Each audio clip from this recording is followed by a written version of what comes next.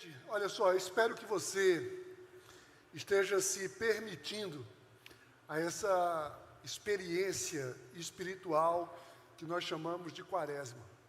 Esse tempo de preparação para a grande celebração da ressurreição de Jesus lá na Páscoa.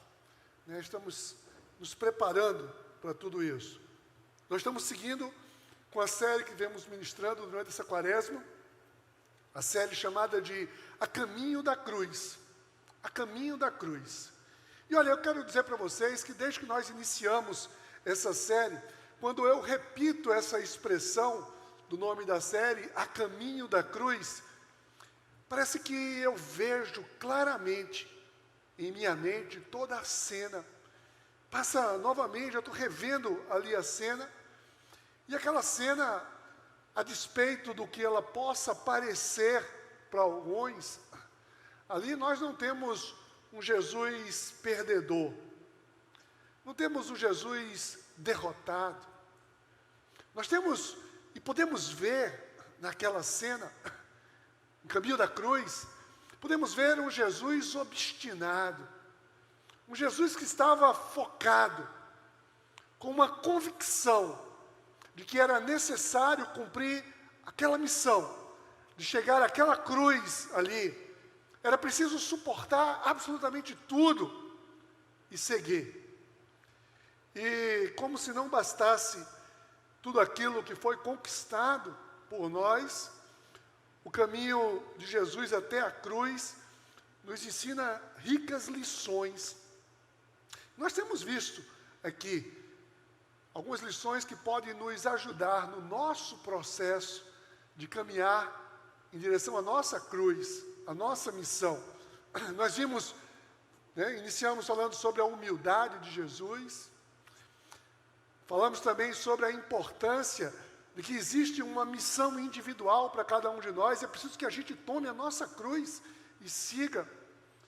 Nós vimos, semana passada aqui, a importância de encararmos e vivermos a nossa humanidade como parte desse processo. E hoje nós vamos aprofundar um pouco mais esse olhar, o olhar desse caminhar. Eu quero te convidar para aprofundar um pouco mais.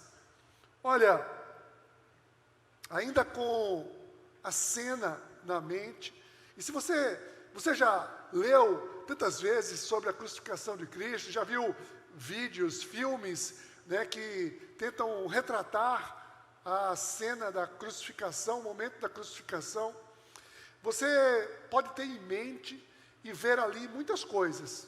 Você poderia, assim, de repente, olhar para aquela cena, o que é que você enxerga? A gente podia enxergar muita coisa. Aliás, como tudo na vida, aquilo que nós enxergamos nos mostra muitas coisas. E dependendo do ângulo que estivermos olhando, nós podemos ter até uma percepção diferente. Mas só é possível ver aquilo que realmente se apresenta. Do contrário, seria apenas uma impressão. Eu tenho uma impressão de algumas coisas. Certamente você já ouviu a expressão olhar com os olhos da fé. O que seria o significado de olhar com os olhos da fé? Olha, eu entendo particularmente que olhar pelos olhos da fé é ver e tentar enxergar aquilo que Deus está fazendo em uma determinada situação. Seja a situação que for, você quando olha pelos olhos da fé, você não está vendo apenas o que o teu nervo óptico está te mostrando. Quando você olha pelos olhos da fé, você está vendo Deus trabalhar naquele momento. O que Deus está fazendo? E lembre-se, e creia, Deus é ilimitado. Ou seja, Ele pode fazer tudo, tudo, tudo. Em Mateus 13, quando Jesus estava ensinando ali a parábola do semeador, a certa altura, ele disse assim para os discípulos, diz assim no versos 16 e 17, Mateus 13, ele diz assim: mas felizes são os olhos de vocês porque veem, e os ouvidos de vocês porque ouvem. Pois lhes digo a verdade, muitos profetas e justos desejaram ver o que vocês estão vendo, mas não viram, e ouvir o que vocês estão ouvindo, mas não ouviram. Deus está dizendo, olha, tanta gente, né, desejou ver tanta coisa antes de Jesus e não viu. E nós temos a possibilidade de ver tudo isso. Assim, hoje, dando sequência ao nosso tema, nós vamos ver, o nosso tema hoje é, a caminho da cruz, eu vejo a fidelidade de Deus. Fidelidade de Deus. Eu quero te convidar a olhar a cena e enxergar a fidelidade de Deus. Quero orar com você. Pai, em nome de Jesus, nos colocamos agora diante da Tua vontade, que é boa, perfeita, agradável, maravilhosa. E vem e ministra a cada um de nós um entendimento dessa Tua palavra, Deus. Nós queremos viver a Tua palavra e para viver precisamos entender, precisamos discernir. Ajuda-nos nesse instante, para a honra e glória do Teu nome, em nome de Jesus. Amém. Olha, gente, quando a gente fala fidelidade, eu sei que quando você fala fidelidade, ouve a palavra fidelidade, muitas coisas podem, né, trazer à memória. O que significa para você fidelidade? Talvez seja intuitivo pensar que fidelidade, se alguém fosse definir assim rapidamente, para você o que é fidelidade? Pudesse ser que de uma maneira intuitiva estivéssemos falando apenas na relação entre um homem e uma mulher, né? Tem ali fidelidade. Mas a fidelidade, ela está presente e precisa estar presente em todas as relações. É a fidelidade quem determina o grau de confiança. E é muito comum pessoas dizerem em suas relações, seja as relações quais forem, dizer que confiam desconfiando. Já ouviu isso? A pessoa diz que confia desconfiando. Sim. A pessoa deseja confiar, mas ela tem ali um pé atrás, talvez, por uma experiência frustrada do passado, talvez um medo de se machucar, ou mesmo pelo simples fato de não ter o controle sobre a outra pessoa. Como eu não tenho controle sobre a outra pessoa, eu até confio, mas desconfiando.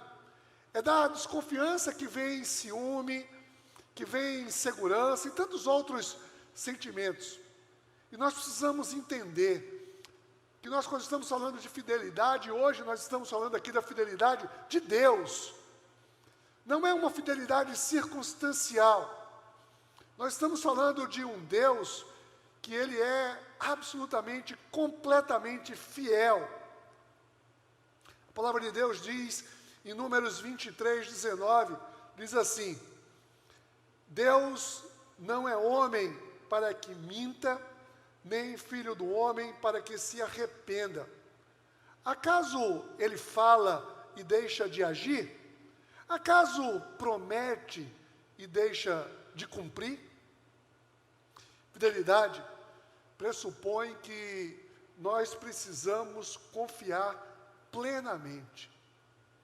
Olha o que Paulo escreveu a Timóteo, em 2 Timóteo 2,13, Paulo diz assim: se somos infiéis, Ele permanece fiel, pois de maneira nenhuma pode negar-se a si mesmo. Ele permanece fiel. Não importa se você se relaciona com alguém infiel, se você comete atos de infidelidade nas suas relações, nós precisamos entender que Ele sempre permanece fiel, pois Ele não pode negar-se a si mesmo. Quanto mais vemos, quanto mais enxergamos a fidelidade de Deus, mais potencializa, sabe o quê? A nossa fé e a nossa confiança. E aí sim, eu posso me jogar e depender completamente de Deus. É a fidelidade de Deus que me garante que eu posso confiar nele. Então, eu quero te convidar para, olhando o caminho da cruz, vamos ver o seguinte aqui: onde vejo a fidelidade? Aonde é que eu vejo a fidelidade naquela trágica cena cruel ali no caminho da cruz? Acompanhe comigo.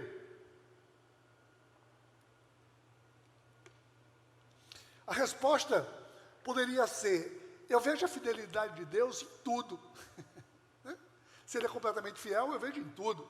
Em cada detalhe, eu vejo a fidelidade.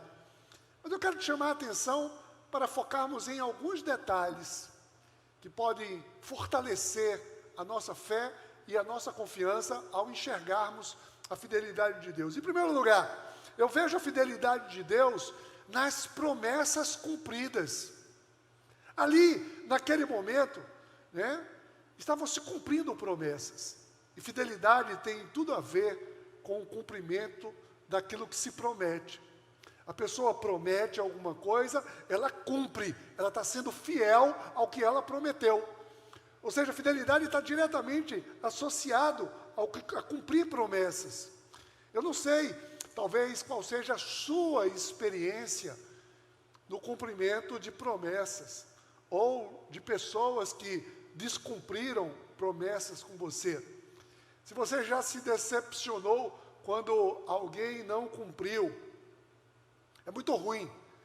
Eu diria que é frustrante, uma grande decepção, quando alguém promete alguma coisa, a gente confia, espera, e aquilo não se cumpre. Mas eu quero lhe assegurar, com Deus não é assim. Definitivamente com Deus não é assim. Tem um cântico que diz assim: nele a gente pode confiar. Para por aí a minha canção. Mas nele a gente pode confiar. Nele a gente pode confiar. A palavra de Deus tem uma centralidade em Cristo. E Deus sempre anunciou profeticamente toda a ação dele na nossa vida, na humanidade, através de Cristo.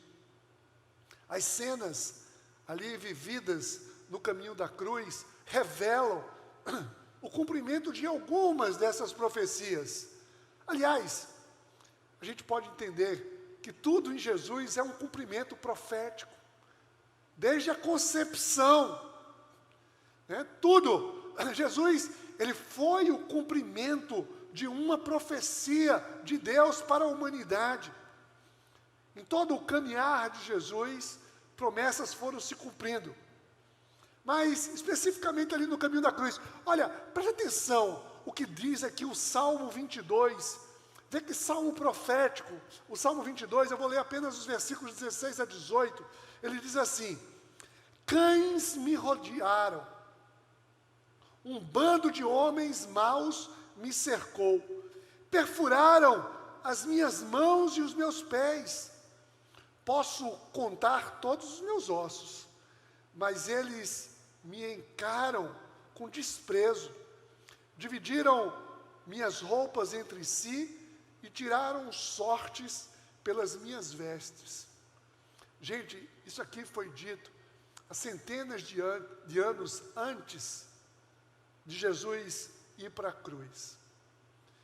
E olhando para a cruz, nós vemos o cumprimento dessa profecia na crucificação. Olha, um bando de homens maus me cercou, perfuraram minhas mãos e meus pés, posso contar os meus ossos, dividiram as minhas roupas, tiraram sorte das minhas vestes. A gente vê no relato de Lucas 23, 33, quando diz que, quando chegaram a um lugar chamado Calvário, ali o crucificaram, bem como os malfeitores. Tinha um bando de homens maus cercando ele ali, e crucificaram ele. Crucificaram como? Perfurando as mãos e os pés. Quando ele diz, eu posso contar os meus ossos, olha o que diz o relato do texto de João, esse texto que Silvio leu aqui hoje, em João 19, diz assim: vieram então os soldados, quebraram as pernas do primeiro homem que fora crucificado com Jesus, e em seguida as do outro. Mas quando chegaram a Jesus, percebendo que já estava morto, não quebraram as pernas. Essas coisas aconteceram para que se cumprisse a Escritura.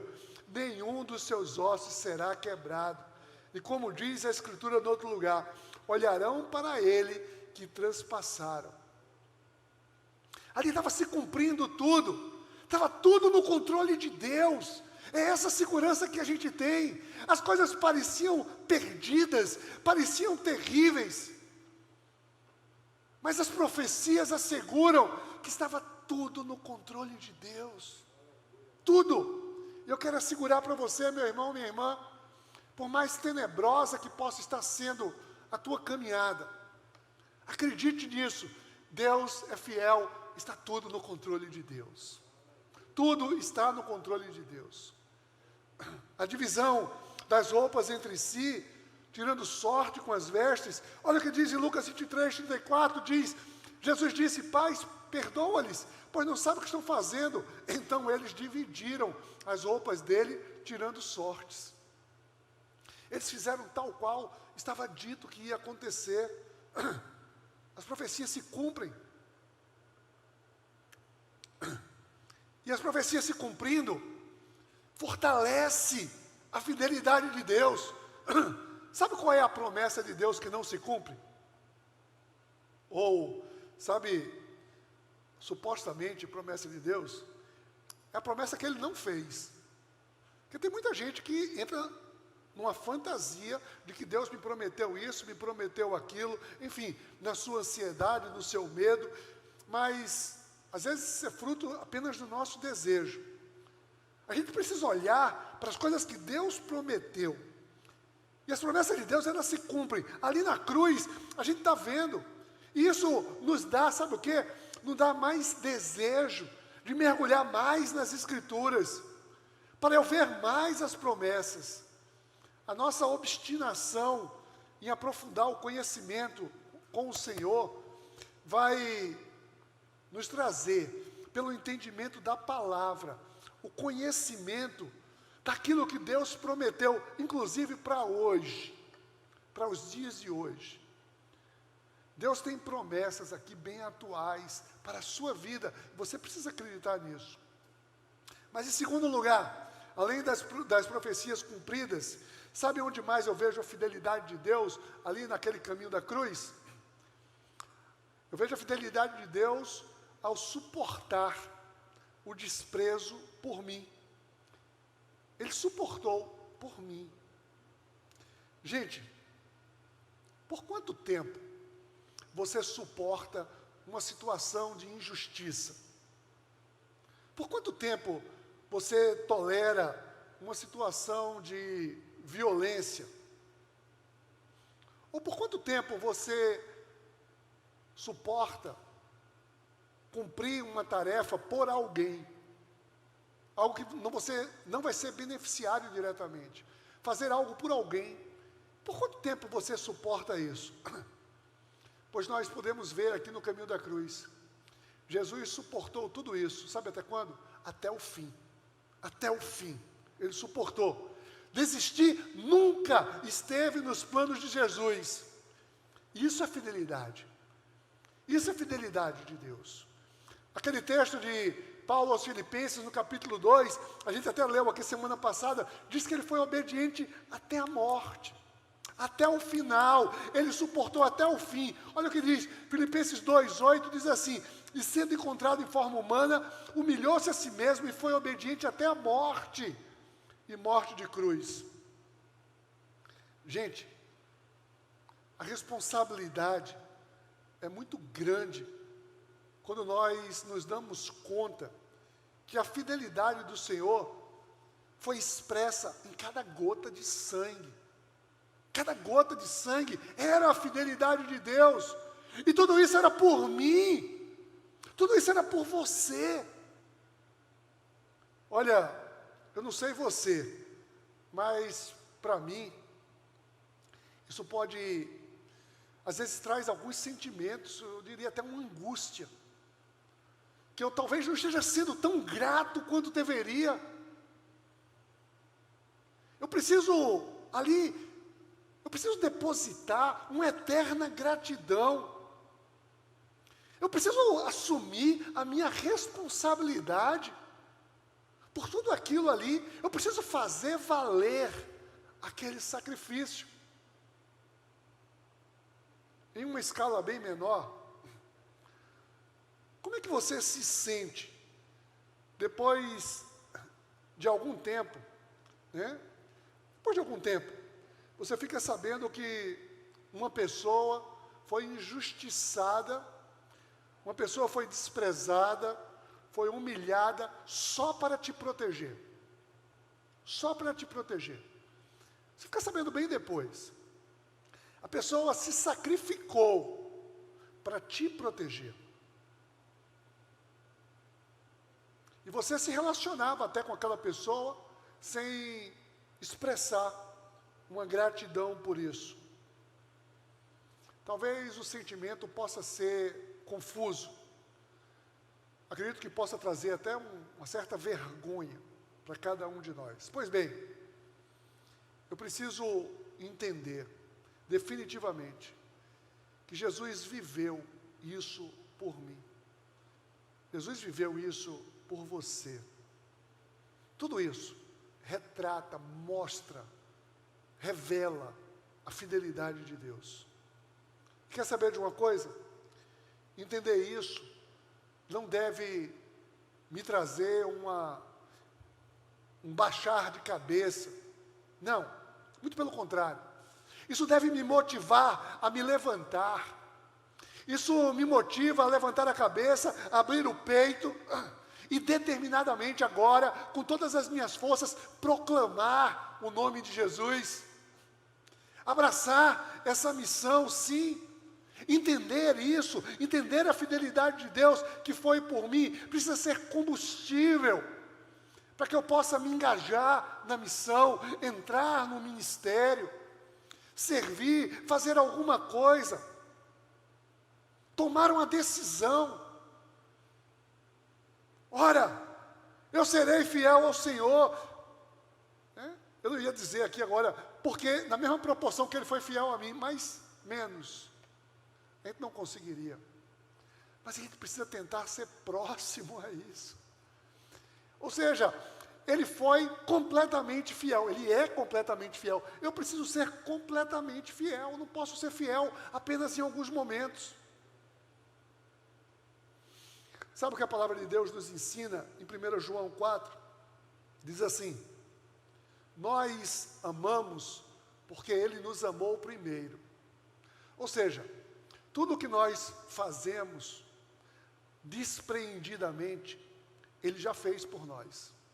Tudo aquilo que você vai fazer num ato de despreendimento, de generosidade, de servir a alguém, a gente faz porque Ele fez primeiro por cada um de nós.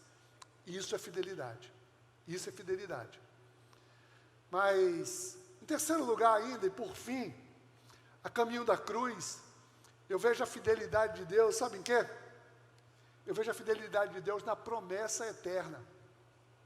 Existe uma promessa eterna para a sua vida, para a minha vida.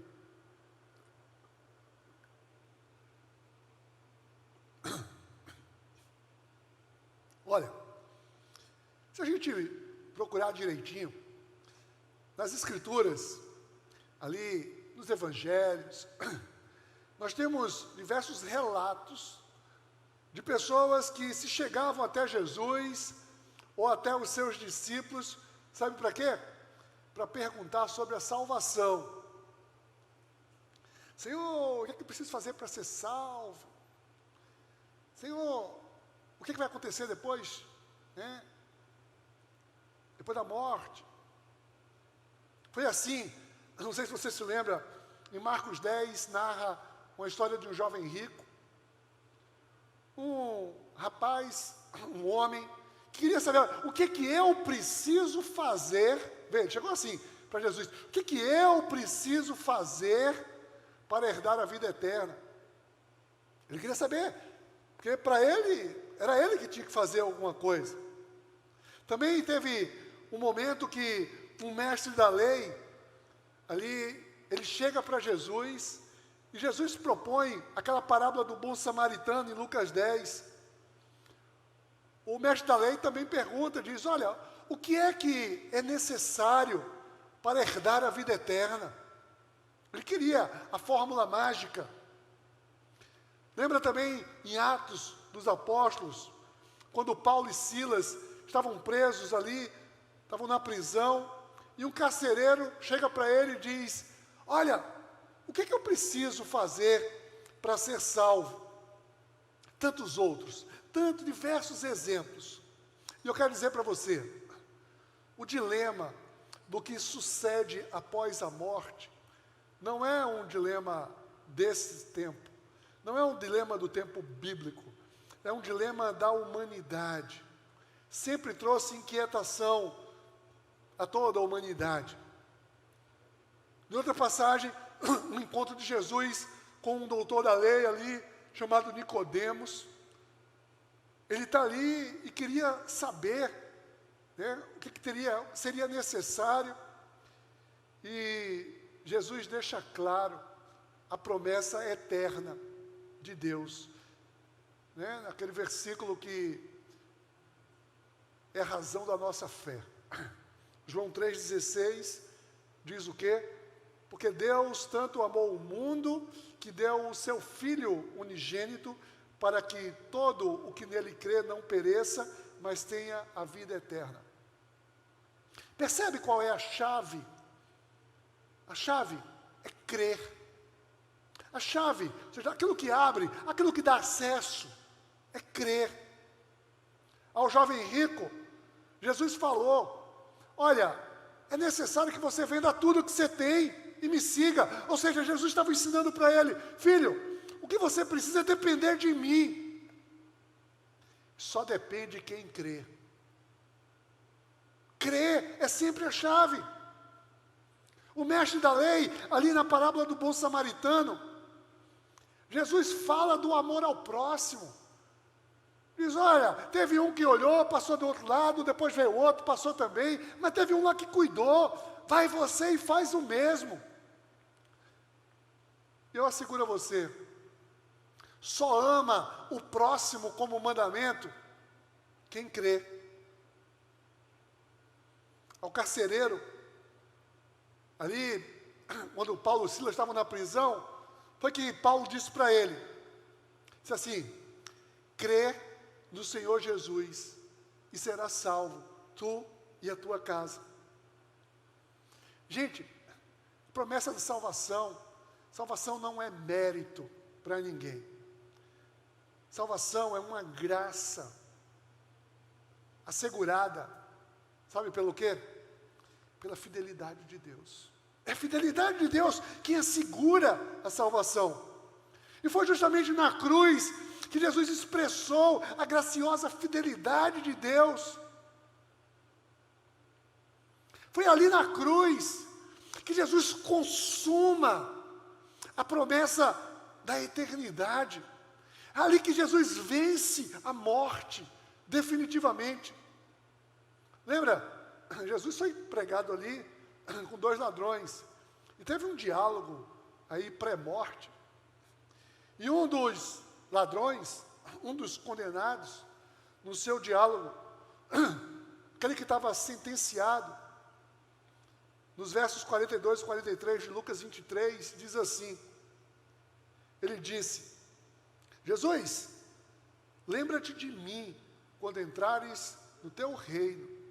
Jesus respondeu, eu lhe garanto, você estará comigo no paraíso. Gente, aquele homem, ali, ele era condenado, não merecia absolutamente nada, mas aquele homem creu. Talvez no último suspiro da sua vida, ele se volta para a única possibilidade de ser salvo, a única que lhe restava. Ele clama a Jesus, ele clama a Jesus, e só clama a Jesus quem crê. Ele clama. Lembra-se de Pedro, depois do Pentecostes? Depois do Pentecostes, Pedro estava ali com os discípulos no cenáculo, e vem o Pentecostes, e Pedro prega um sermão que milhares de pessoas se convertem. Em Atos 2, 21, ele diz assim: e todo aquele que invocar o nome do Senhor será salvo. Todo aquele que invocar, não foi só aquele que estava na cruz, é todo aquele que invocar o nome do Senhor será salvo. Não é falar o nome do Senhor, é invocar, só que invoca quem crê. E nisso nós vemos a fidelidade de Deus. Gente, não é sobre mim, não é sobre você, não é sobre as nossas possibilidades, é tudo sobre Ele. Preste atenção, a nossa natureza não deseja ir já para a glória com Deus. Nossa natureza não deseja. Nós queremos o máximo que pudermos ficar por aqui. Esse é o natural. Mas tudo, absolutamente tudo, aqui é passageiro. Tudo é temporal. O que nós precisamos é sair dessa natureza apegada para um sobrenatural. Desejamos estar com o Senhor agora e eternamente. Agora e eternamente. 1 João 2,25 diz: e essa é a promessa que Ele nos fez, a vida eterna. A vida eterna começa quando a gente se relaciona com o Senhor, quando a gente crê no Senhor. E se Ele prometeu, Ele é fiel. Nunca tire essa cena da sua mente.